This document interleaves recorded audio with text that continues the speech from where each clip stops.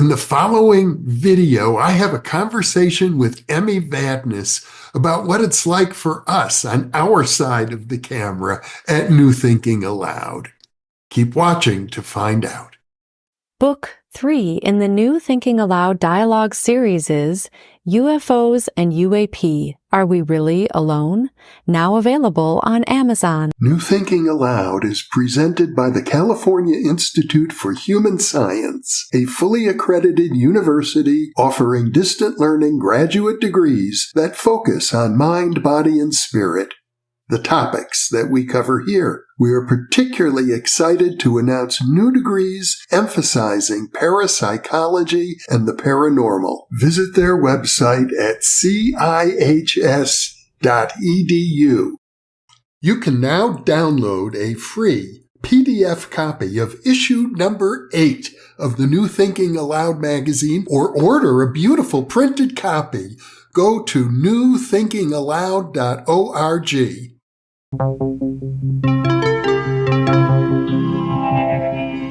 Thinking Aloud. Conversations on the leading edge of knowledge and discovery with psychologist Jeffrey Mishlove.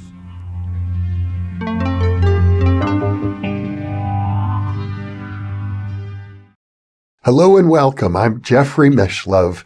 Today is a special day. It's an unplanned day. In a way, my guest is Emmy Vadnais, the co-host here on New Thinking Aloud. And Emmy and I are going to have a conversation together about our experience hosting New Thinking Aloud. So welcome, Emmy. It's a pleasure to be with you. It is always a pleasure to be with you, Jeff. Thanks for having me. So let me ask you, how's it going? It's going very well. I am so honored. I feel very privileged to be your co-host on New Thinking Aloud.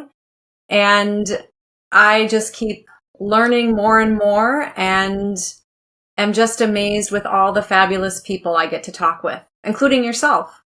Well, I notice there's a proliferation now of talk shows or podcasts having to do with consciousness and the paranormal. I think if I had to count them, there would be probably at least 100, maybe even more. And I remember back when I started out in radio in the 1970s on KPFA, it was rare. There were occasional late-night radio shows that dealt with this topic, but there were only a handful at the time. So it's grown, and I think the reason that there are so many people wanting to do this is because it's such wonderful work to be able to have these conversations with thought leaders in the fields that interest us so much.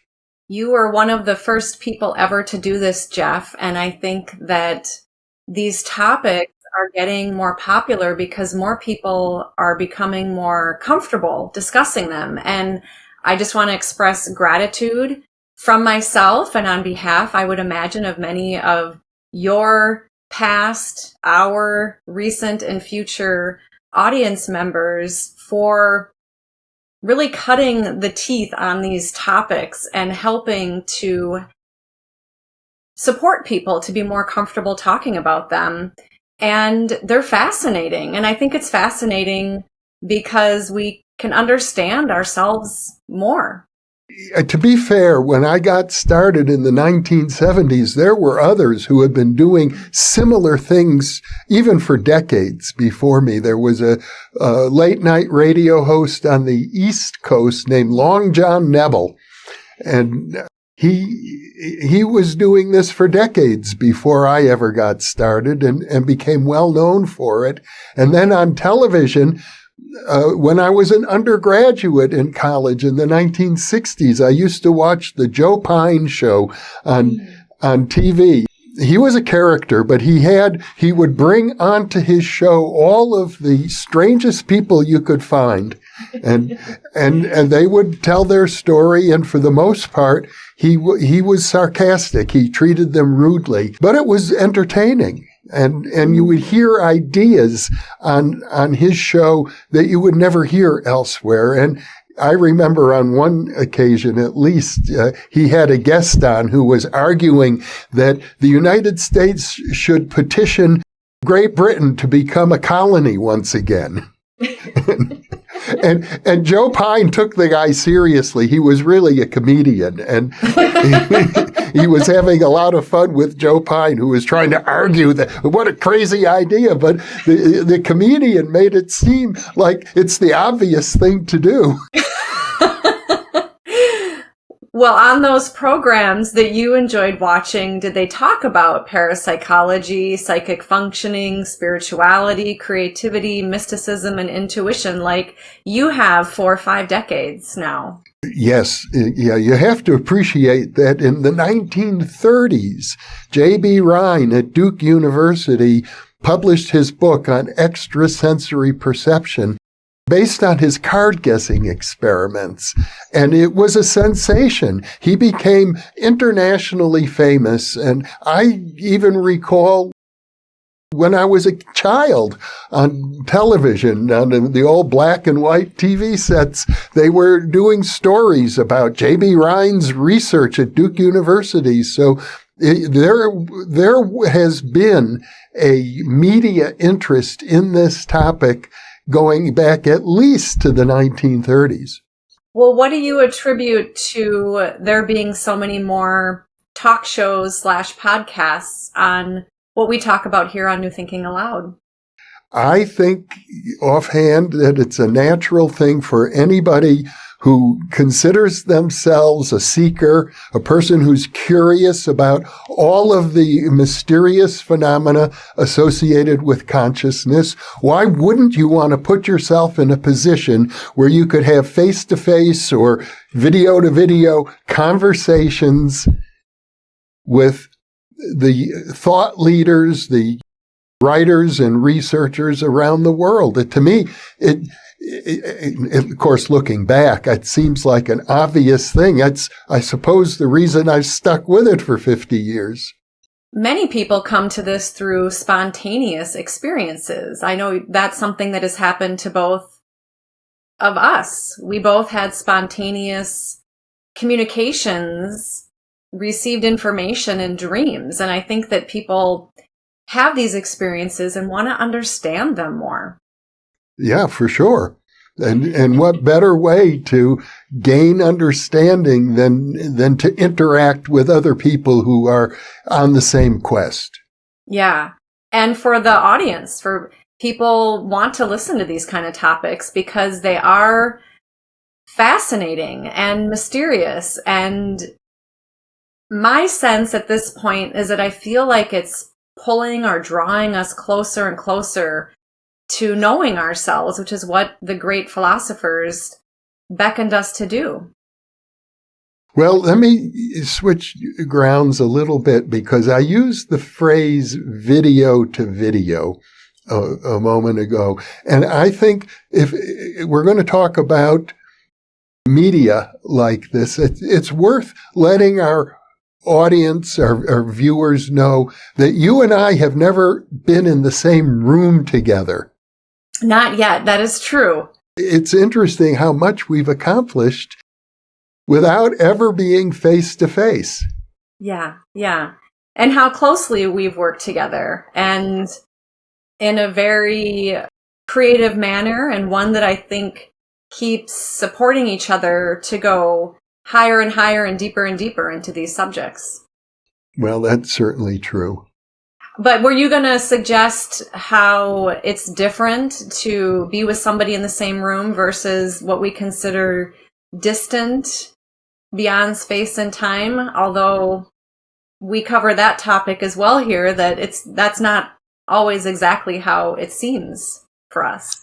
I do get a sense that I know you pretty well. Yes, you do know me quite well, actually. And I feel like I have a pretty good sense of you as well. Right. So that's interesting. It does seem to me that it's being on video like this is not the same as being in the room together.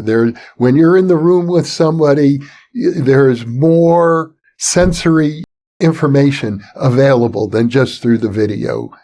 You have a greater ability to perceive the micro movements of the other person, for example. And I understand that when two people are conversing in a room together, their micro movements tend to synchronize. Right. And perhaps you feel each other's, for lack of a better term, energy more.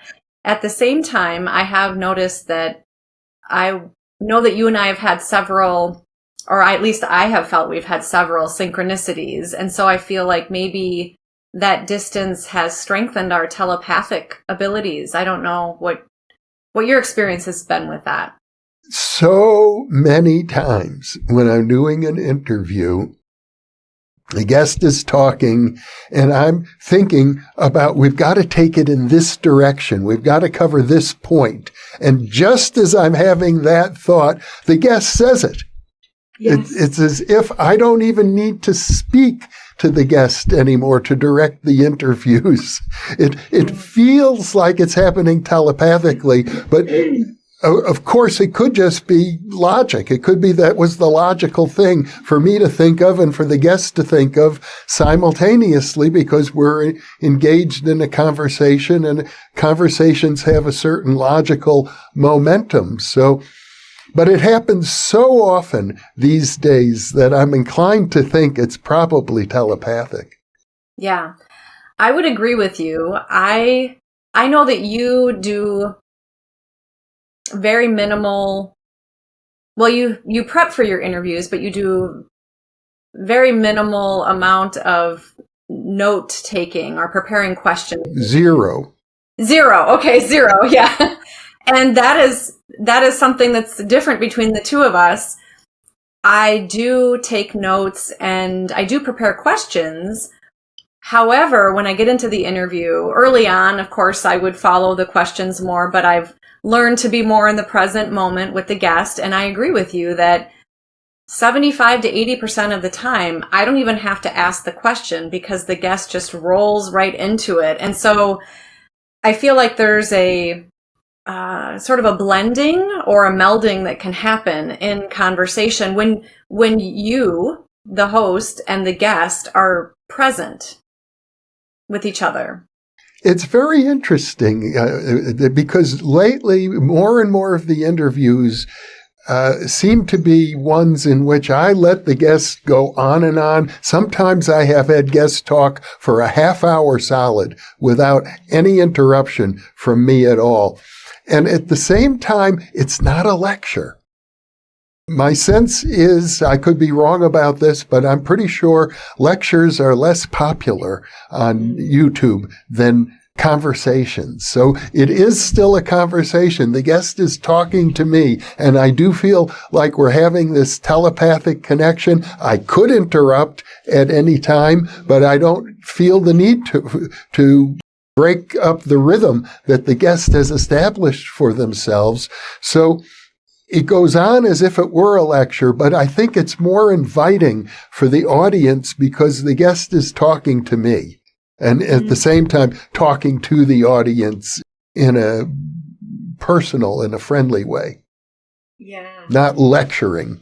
Lectures can be very educational. And of course, what we do on New Thinking Aloud, I think, is extremely educational as well. But there's a dynamic quality when two people are interacting. And also, it's interesting, I've noticed in the comment section, because I know that you and I both read the comments on YouTube, for example, that occasionally I'll see where people will make comments about what good listeners we are. Sometimes they'll make comments about how we might interrupt somebody or we might be interrupting too much, but I think that those are less often. And so I think that with the interviews, we are modeling listening to each other, which is something that I think is largely missing in our society these days, is being able to just listen, because there's so much we could understand about each other if we do more of that.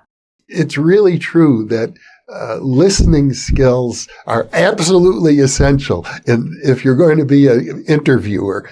And I first understood this back when I was a teenager. still. At the age of 18, I got my first job right out of high school for the summer was working at a resort in Elkhart Lake, Wisconsin, which was a big resort community. They have the Road America racetrack there and major race every summer. Lots of people show up drinking beer and so on. So I was a bellhop at one of the hotels at Elkhart Lake, and I would work as a bartender in the nightclub, even though I'm serving hard liquor, but I wasn't even old enough to drink it at the time myself. But I noticed there was another bellhop working at Schwartz's Resort where I was, and this fellow was so popular. Everybody seemed to want to be around him. And I began wondering, what has he got? And so I began observing, and I noticed he showed a lot of interest in other people. He was genuinely interested in them, and they liked that. People were drawn to him simply because he asked questions and he was a good listener. And that experience sort of woke me up to the power of listening. My mother was a journalist, a writer, and an editor as well. She was the editor for the Earth Sheltered Living magazine, and she was the editor of our local community West 7th Street newspaper for 20 years, won journalism awards, and in her, I guess you could say maybe second or third phase of her career, she became a professional mediator. And so her job was to listen to both sides and help bring them together. In fact, many of the cases that she worked with that were settled or they communicated outside of court because a judge would refer them to her, she talked about how very few people will ask a second question. They might say, "How are you?" or you might respond, or a person might respond. But she talked about how she observed in life that very few people would ask a follow-up question and express that interest. However, when somebody does that to you, you take note and you feel perhaps important, or that person values you more. And there seems to be something necessary, perhaps. I mean, you're a psychologist, Jeff. Why is that so important for us to feel heard and listened to? Well, I don't know that I can exactly say why, but it's obviously pretty basic to human nature. We are social. We don't live in isolation. John Donne, the Renaissance poet, said, "No man is an island." Mm-hmm. Or William James put it a little differently. He said, "Yeah, we may be like islands," and he listed some islands off the coast of the east coast of the United States. He said, "But if you look at those islands, you'll see that they all go down to the floor of the ocean, and they're all connected." Oh, that makes me think of trees and root systems, and that they have a whole community and interact with each other below what we perceive as the surface. It brings up a real issue as to what does it mean to be human? I mean, on the one hand, you'll have some people, they'll go off and climb a mountain and live in a cave as a hermit so that they can understand what it really means to be who they are without any external social pressure. And on the other hand, you have philosophers like Heidegger, of all people, who said, you can't understand yourself without understanding the culture that you come from. Right, in a few interviews that we've done, and I've done one recently on connecting with ancestors, understanding where we're from seems very important to understanding ourselves. And that is paradoxical in a way, because you have your biological ancestors, and then you have what you could think of as your soul group, or your spiritual community, and who are typically not related to you biologically, but you may feel a stronger sense of kinship with them than with your own relatives. Yeah. Oh, that's beautiful. I agree with you. And I like that we can pick our friends in our soul group, and that we can connect with people who seem to support us on this journey that we call life. And it seems that I feel that way with you, Jeff. I feel like you're part of my soul group and definitely part of that spiritual community for me. So thank you for pulling me up on this platform with you and helping support me with perhaps my karmic path, or it seems to be, while I'm connecting with people who have deeply connected within themselves their own intuition, psychic experiences, being able to connect with what we consider cross the veil, and so that we can help bring that to others. We can, I don't know about you, I would imagine so, but every time I prepare for, do an interview, edit the interview, it becomes a part of me. It's such an interesting process to over and over again. Now, I've at this point, after 50 years in this field, I've done thousands of interviews, and it does impact me in ways I don't even know.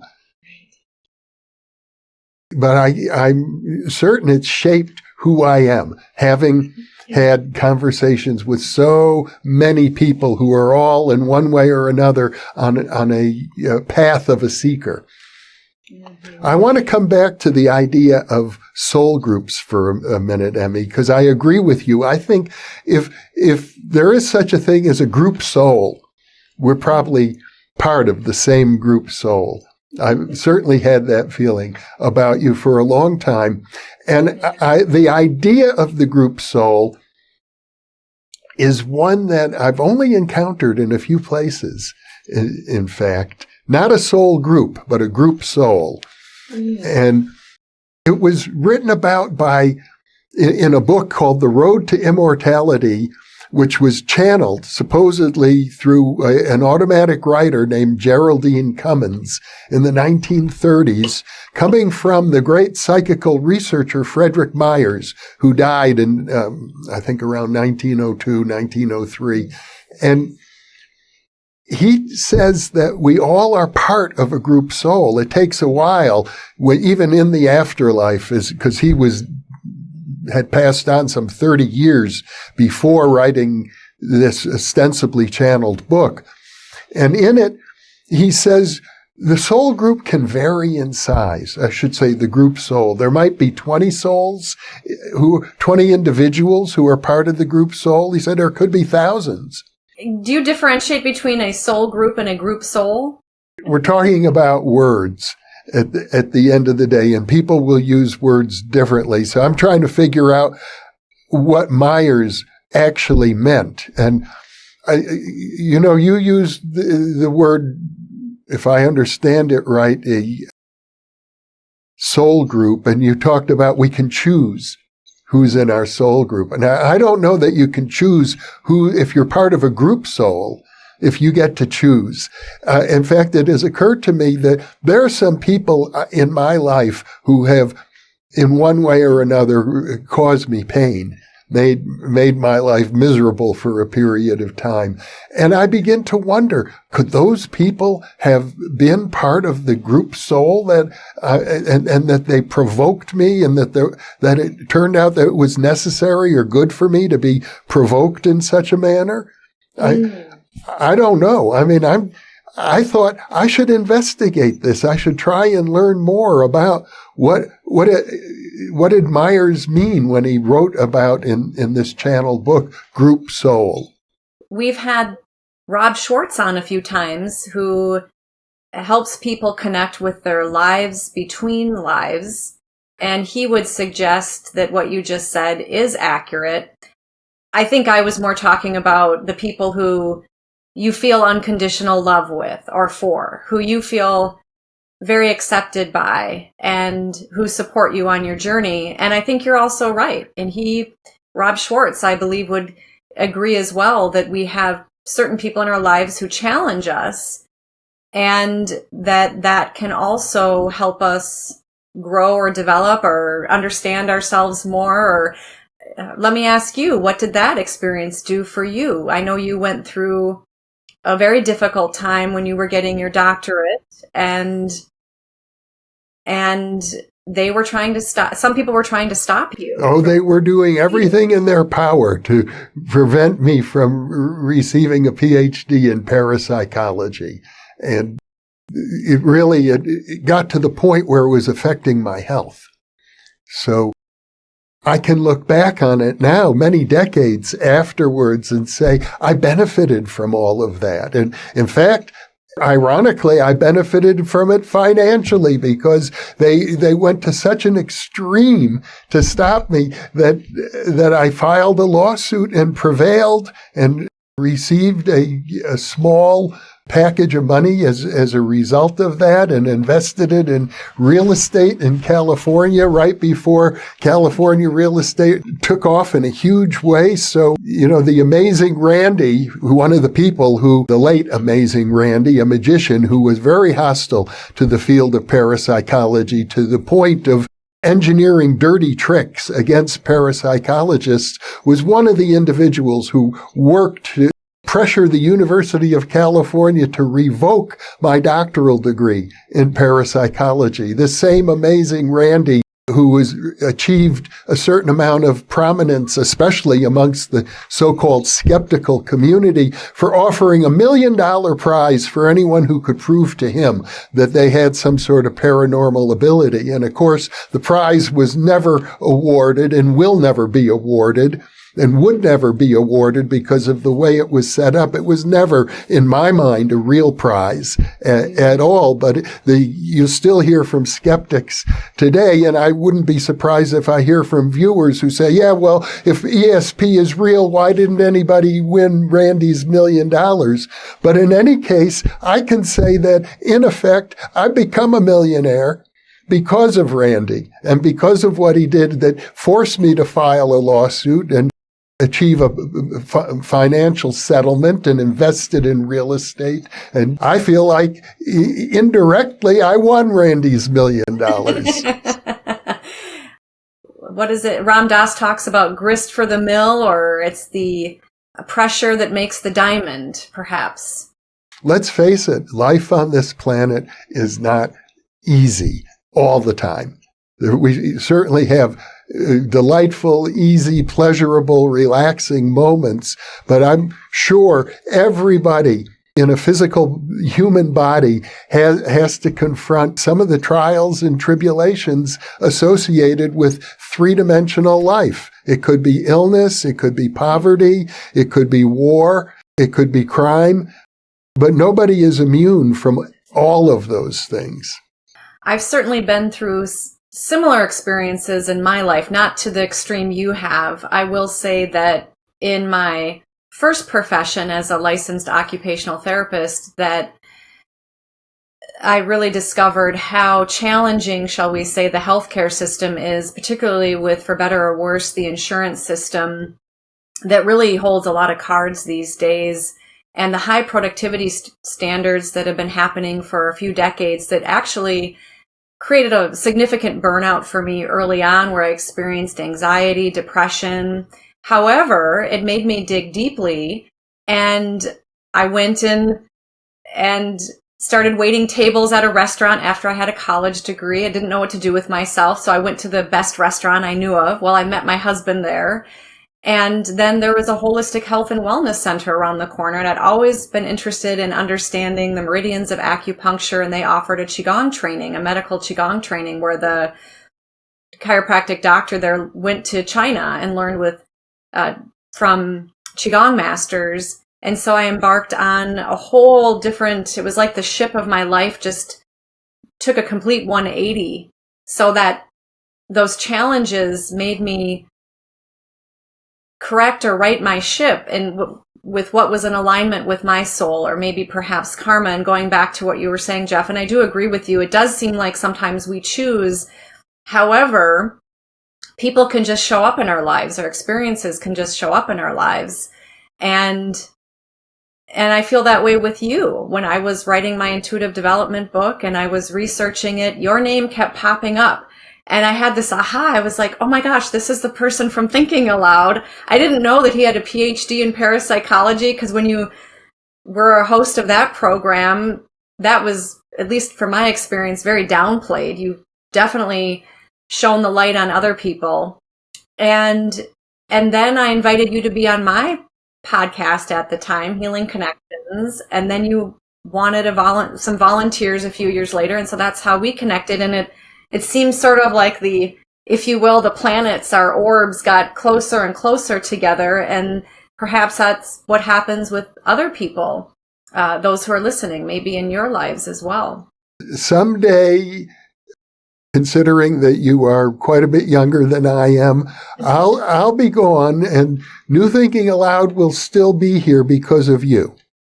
It'll still be here because of you and me wanting to and assisting to carry that torch that is greater than you and I, right? It's the audience who loves it, the energy of the volunteers, the many guests who continue to push beyond extremes and understanding that many people don't have the time or interest to do. And I only hope that it can be as successful as what you've created so far, and more, hopefully. And it's worth mentioning, we're now in our 10th year.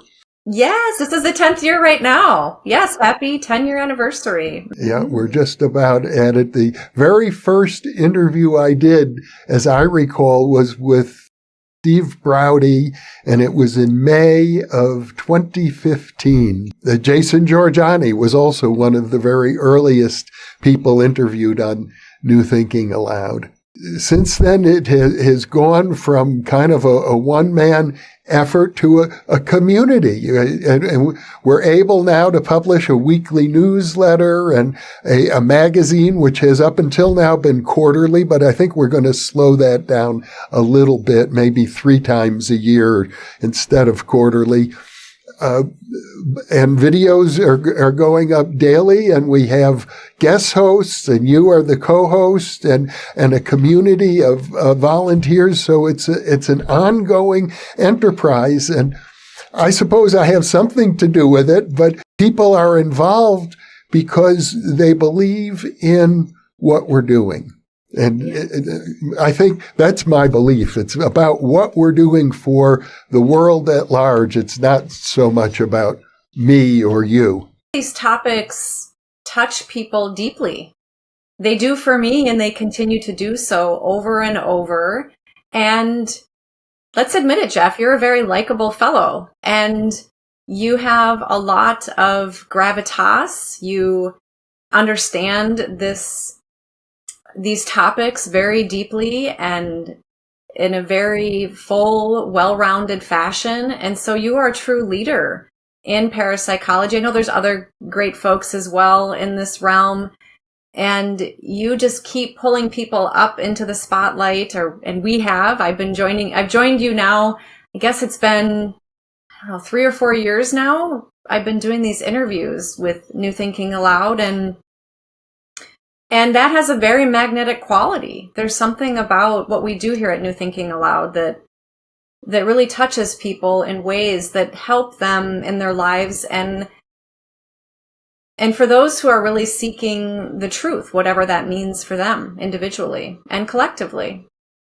Well, let me ask you, Emmy, of the many interviews that you have now done with many thought leaders, people, for example, like Robert Thurman, who was listed by Time magazine, if I recall correctly, as one of the 100 most influential people in the United States, who's become your friend by virtue of the several interviews you've done with him.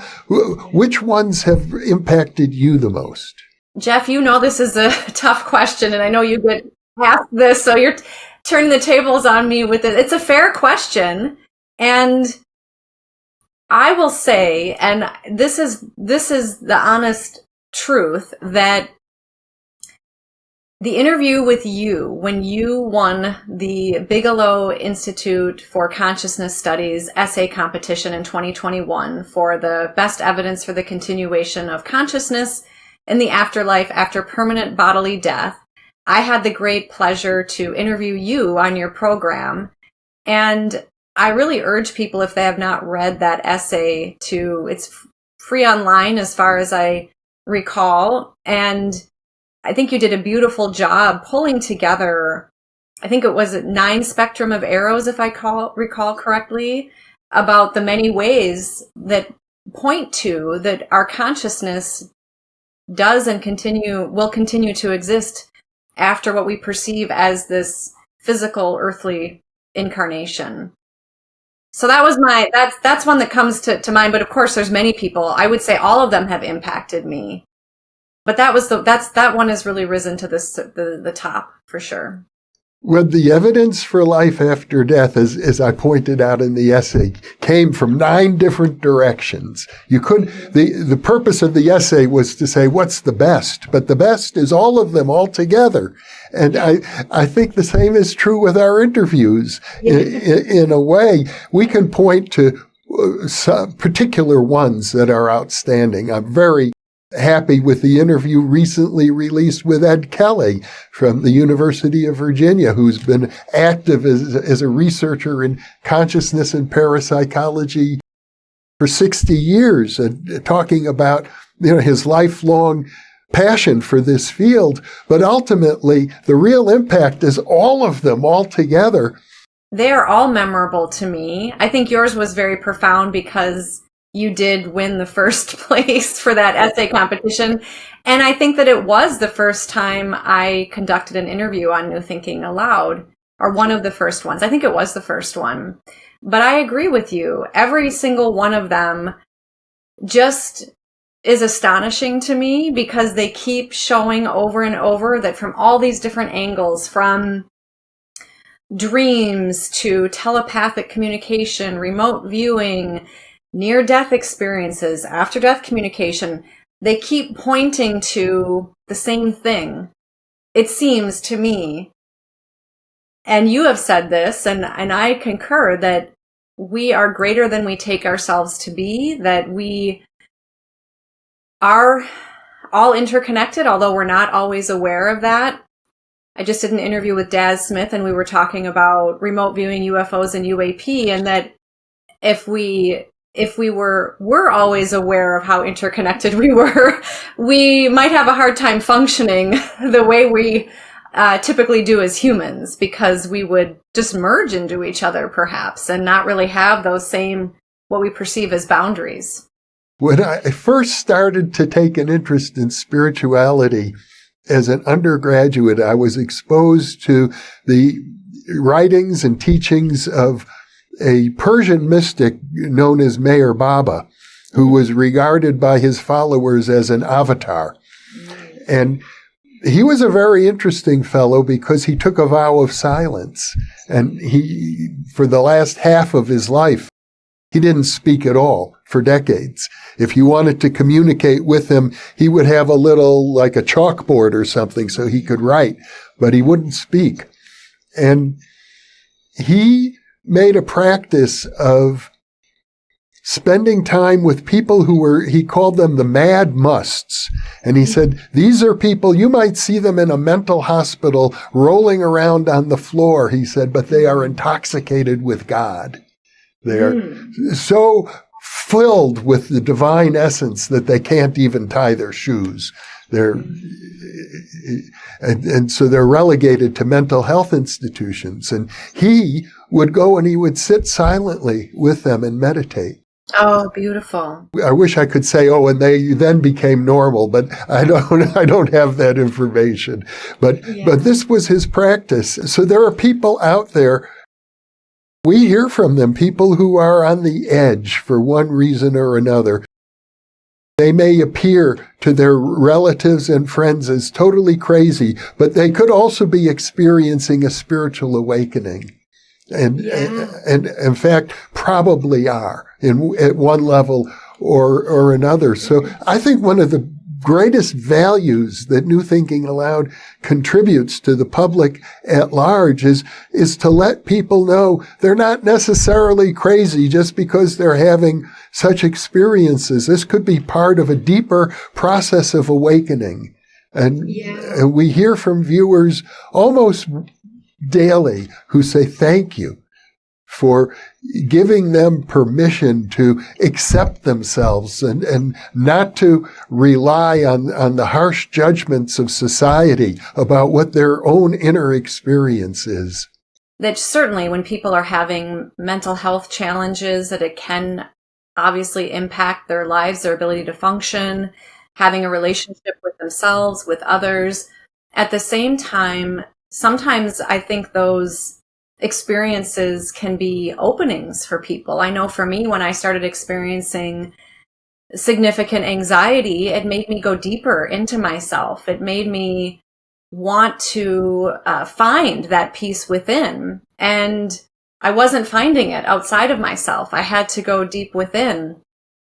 And also people who sometimes are labeled as schizophrenic, where they hear voices that, and I have a close family member actually who has been diagnosed with that, very close. I talk to them a few times a week, in fact, and sometimes daily. And I get the sense that they are connected to something greater, to a greater awareness, but that they have a hard time with boundaries with it. And for them, they've really gotten strength through spirituality so that they can be able to connect with the benevolence of what they're connecting to versus connecting with all of the harshness that can come with being so open to all of that as well. Yes, I had the pleasure of interviewing a wonderful psychiatrist from Canada, Dr. Manuel Matus, who wrote the book Destigmatizing the Paranormal, or Borders of Normal, I think might have been actually the main title. And he talked about how it's very normal for people to have what is often referred to as hallucinations, that the most common one is actually hearing your voice when you turn around and no one is there, or that sense of being stared at. And he felt that it's very normal what happens with what you've been studying and speaking about for many years, parapsychology, what happens in these realms, and that it's just a matter of what is your relationship to it? Is it supporting you in your life, or is it hindering you in some way? And I also like it's what Robert Falconer has talked about, where he suggests that for those who are concerned about dark or evil forces, to first look within and notice where in yourself are you not connected to yourself, or that perhaps source of maybe love, compassion, self-acceptance, and the beliefs that might be impacting you. Because as you spend time with that or heal that those what we perceive or people can perceive as outside negative forces can dry up and be eliminated and not impact you anymore. That was a particularly interesting video that you did with Dr. Matus, because he died shortly thereafter. Yeah. And I remember we were having problems with the video quality, and we decided that it would have been better if he had lived a little longer. You would have retaped the interview, but since he died, we released it, even though it had poor video quality, because the conversation was so important and so interesting. Right around that time of us releasing that, my own father passed, and I wanted to find out because typically all the time on New Thinking Aloud, we will send the guests an unlisted link to the YouTube video for them to review before it goes public. Well, Dr. Matus had passed, and I wanted to seek out and find any living family members. And I actually found his two daughters. So it was a synchronistic moment in my life because I had just lost my father and they had just lost theirs. And I had a sense that it would be very important and special for them to have more images and words from their own father. And it was. Well, a beautiful story. And yeah. One of many that I think we have accumulated over the years of our working together, Emmy. Definitely. Yeah, there's a lot of little synchronicities that happen behind the scenes on New Thinking Aloud, and we haven't yet because we just keep turning out the these wonderful conversations with people, but we've talked about collecting some of them and maybe making a reel one day of some of those synchronicities for our audience to see. Like little anomalies that happen on the videos. There's so many little projects like that it would be wonderful to undertake, but, we still are a tiny nonprofit organization funded largely or energized largely because of volunteers. And we're still looking for volunteers. We've got transcripts to edit and proofread and magazines to publish, so videos to edit. So if you're a viewer who thinks you might like to be part of our community and you have the time and energy to volunteer, you can reach out to us by sending an email to friends@newthinkingaloud.com.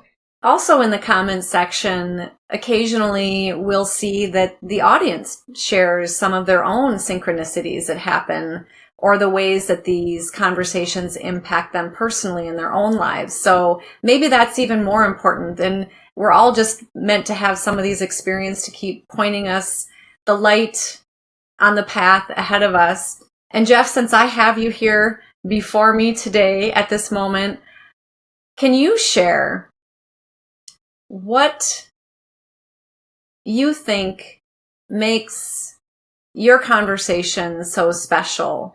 What is it that I have my own opinion, but from your own first person experience, how is it that you can bring so much out of the guest? And what is the secret in your sauce of being a host? Oh boy, Emmy, I'm not sure I can answer that question. It's like, can the eye see itself? All I can say is that this is a calling for me. Yeah. And it was one that I didn't know that I had at the time. Thinking back now to 1972, when I had that dream of my Uncle Harry, that was a pivotal dream that changed my life because it occurred at the moment of his death. And it was a shared death experience. He sort of brought me along with him into the early stages of the afterlife. And it was so beautiful. I woke up crying tears of joy and singing a sacred song in the Jewish tradition.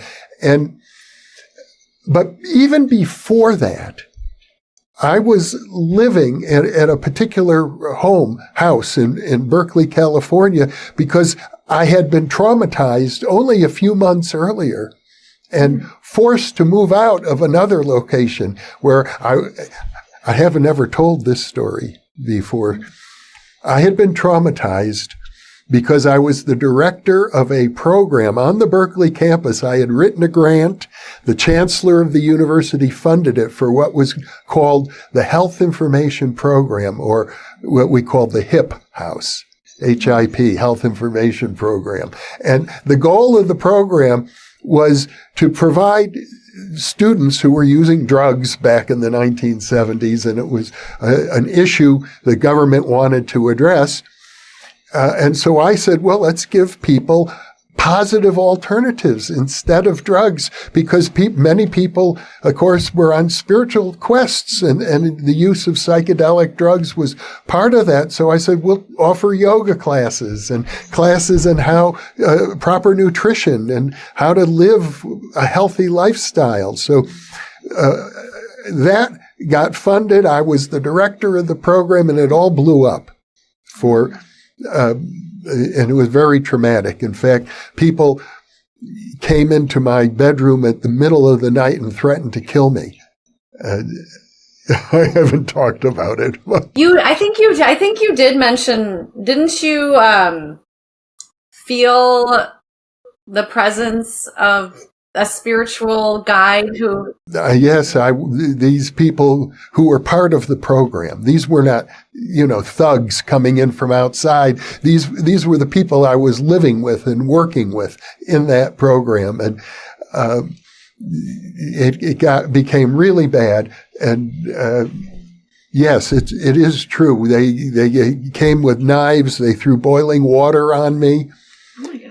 And I was possessed by the spirit of, it could have been Jesus Christ, for all I know. I was possessed with a supernatural sense of calmness and presence. And I stood up naked, and they saw that I wasn't afraid of them. And that frightened them. And they ran away. But by that time, the program was, we all had to leave. And so I did. But that gave me pause to begin to question and look inwardly and question, what am I doing with my life? Where is this going? And so I began this quest especially after the dream with Uncle Harry. And I realized I was a graduate student in criminology doing field work at San Quentin Prison in the psychiatric unit, conducting group therapy sessions with murderers and rapists. And I thought to myself, this has got to change. I need to go in a new direction, and I didn't know how. So I didn't own a radio or a TV at that time. I didn't believe in radio or television. I mean, I actively disbelieved that they were healthy. I felt at the time that the only authentic human interactions were face to face, and that from my point of view, the electronic media was phony baloney. And that is when I had this guidance that turned my life around. I knew I needed guidance. And I had a second dream, which I've talked about, where I found a magazine that was associated with, I was guided in a dream to find that magazine and pick it up and realize that I could pursue my interests by getting involved in the media. And then doors opened and things happened. There were invisible helpers. Yeah.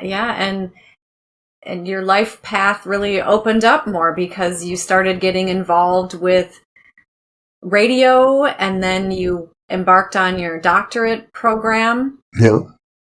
Yeah. And then television. Exactly. And now you are leading the way along with, is it Dr. Callum Cooper at the California Institute for Human Science, new programs in parapsychology at the master's and doctorate levels. That's true, and I'm very excited about those programs. Students are enrolling in them now. Deborah Lynn Katz, who was a guest host on New Thinking Aloud, is teaching the very first parapsychology course in that program on remote viewing. She just completed her first course. The students have been doing really well. We're excited that we can provide college credits for people to study how to do remote viewing and to learn the history of this field. It's a very exciting time for me. I have to say, this is the most exciting period of my whole life. That is so wonderful. Jeff, what is your hope, intention, or vision with this program and all that you've been doing with New Thinking Aloud and Thinking Aloud for so many years? Because I hope you are around for several more decades, but I know there'll be a time where you also return back to the spirit world, as we all do. What do you hope to see happen? We've got momentum right now. We have almost 200,000 followers. We have millions of viewers. And so I want to see it going. We're doing a good thing in the world. We hear from people almost daily who thank us for giving them some acknowledgement, for helping them to understand that what they're going through is something that can be viewed in spiritual terms and can be acknowledged in scientific terms, and that the worlds of spirituality and the worlds of science are coming together to the benefit of people, that we don't have to live in a society where science and religion are at odds with each other. This is so meaningful to people, and not only that, people are awakening to their own psychic abilities. which I think overall is a good thing. It's about the evolution of humanity as a whole. So it's very heartening to me, Emmy, to know that there are people such as yourself and the guest hosts who are able and willing to continue after I'm gone, and I hope I'll be able to be an influence from wherever I am at that point. But what's happening now should only grow.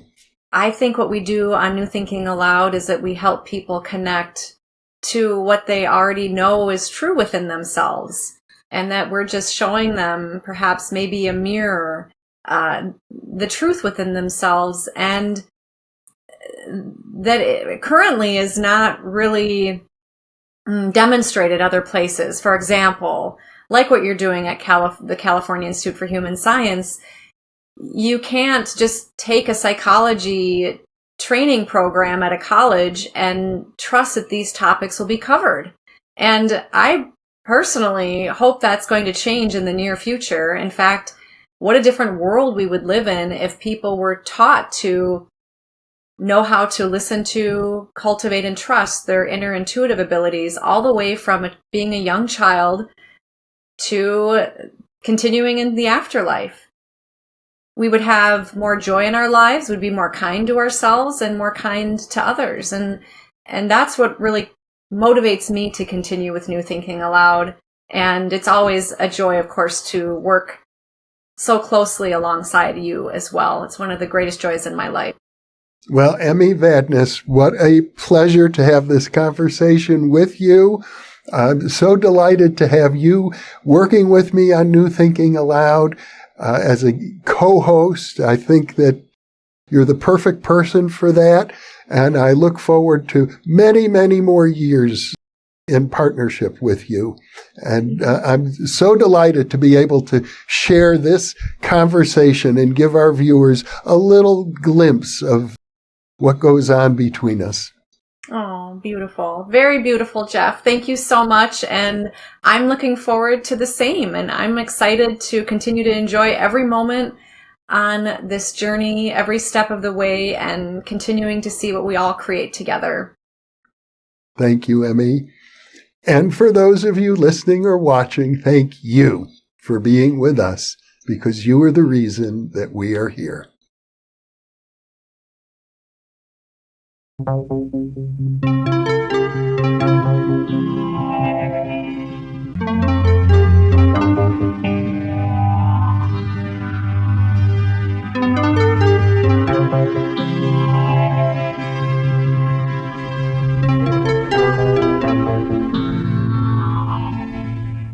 Book 3 in the New Thinking Aloud dialogue series is UFOs and UAP, Are We Really Alone? Now available on Amazon. New Thinking Aloud is presented by the California Institute for Human Science, a fully accredited university offering distant learning graduate degrees that focus on mind, body, and spirit. The topics that we cover here. We are particularly excited to announce new degrees emphasizing parapsychology and the paranormal. Visit their website at cihs.edu. You can now download a free PDF copy of issue number 8 of the New Thinking Aloud magazine, or order a beautiful printed copy. Go to newthinkingaloud.org.